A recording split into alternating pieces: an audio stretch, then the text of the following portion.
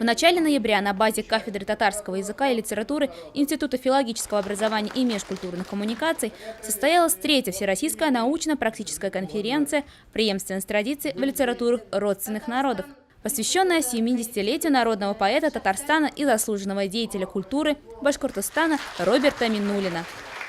Конференция была организована в рамках научных мероприятий БГПУ имени Мифтахиддина Акмоллы совместно с Министерством образования Республики Башкортостан и Союзом писателей Республики Башкортостан. Также одной из обсуждаемых тем стало творчество Роберта Миннулина в контексте татарской и евразийской культур. Участие в обсуждении приняли студенты, преподаватели и ученые не только из Уфы, но и из других городов, как Стерлитамак, Бирск, Казань, Елабуга, Чебоксары и Москва.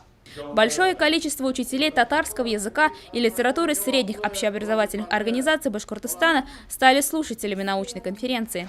Во время пленарного заседания состоялось поздравление юбиляра. Бик талантлы шагыйрь, безне яңа шигырьләрегез белән тагын шатландырсагыз иде. Также прошел конкурс выразительного чтения произведений Роберта Миннулина среди учащихся и студентов. «Песни мои тебе. Башкортостан».